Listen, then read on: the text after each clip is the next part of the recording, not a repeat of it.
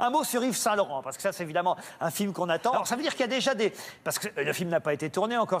On vous a fait faire des photos, des essais, Oui, en ça fait, on a fait des essais, tout simplement des essais costumes, des essais lunettes, des essais lumière, des essais tout ça qu'on fait avant un film, généralement. Et donc, il y a des photos de plateau qui ont déjà été faites, mais c'est la préparation en ce moment. Ouais. On va voir une photo noir et blanc d'Yves Saint-Laurent et vous à côté. Voilà, c'est assez... Je trouve que c'est un très bon choix. C'est Jalil Lesper qui vous a fait... C'est Jalil, ouais, qui m'a proposé. C'est lui le réalisateur du film. C'est le réalisateur du film. Est-ce que vous vous dites des fois que si Gainsbourg s'était un peu plus bougé le cul, vous auriez eu un Oscar et pas un César? Peut-être. Alors vous étiez incroyable dans ce film. Vous pouvez tout faire. Hein. Vous savez que si vous voulez, vous pouvez jouer Delon jeune. Pas sûr. Et puis il n'y a pas que Gainsbourg. Hein. Vous avez tourné 12 films en 2 ans, là. Vous faites un concours avec Cadmerade. Ouais, c'est un peu beaucoup, ouais. Alors, enchaînement. Vous êtes le frère de Cadmerade. Bravo. Ah oui, c'est un enchaînement. Vous êtes le frère de Cadmerade dans Des gens qui s'embrassent. Le nouveau film de Daniel Thompson. La première fois que vous jouez avec elle, oui, vous n'étiez pas un peu je suis un intimidé jeune acteur quand même, je suis tout jeune. Donc intimidé sans doute au début du tournage. Intimidé. Pas vraiment. Pas vraiment. Non, mais ce qui a vraiment brisé la glace très rapidement, c'est que la première scène qu'on joue tous les deux, c'est une scène où on est censé être dans un lit. Celle qu'on a aperçue dans le Voilà. Donc, pour des raisons de météo, voilà, il s'est trouvé qu'on se connaissait pas, donc c'était bonjour. Monica. Bonjour Cad. Bonjour, enchanté. Donc je suis votre mari. Et je suis votre femme depuis 20 ans. Alors au début, quand j'ai vu que Cadmerade couchait avec Monica Bellucci, j'avais pas compris que c'était une comédie. Je croyais que c'était un film de science-fiction, en fait.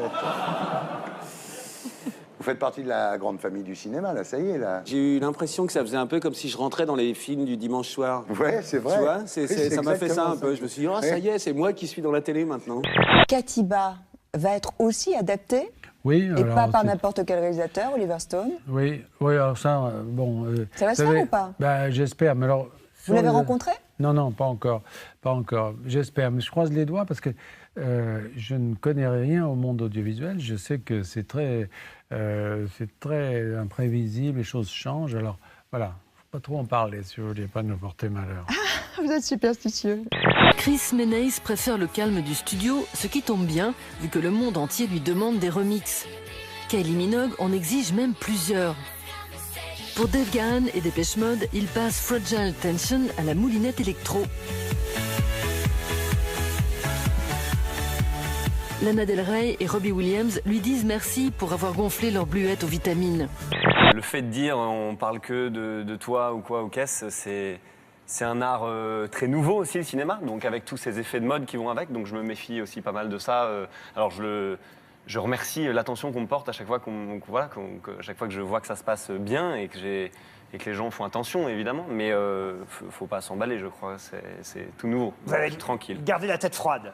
J'essaye, quoi. Du coup, je suis venu vous voir pour essayer de rester bien. Alors, ça calme. C'est l'émission qui calme.